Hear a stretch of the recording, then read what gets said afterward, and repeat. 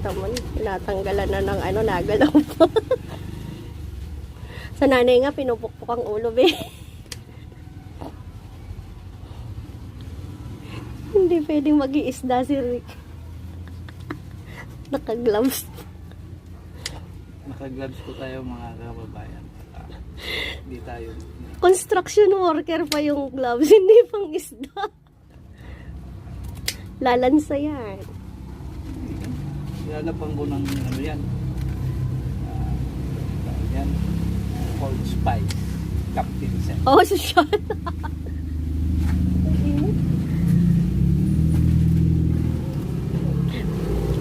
Ulam yan ng ano, mataas ang kolesterol.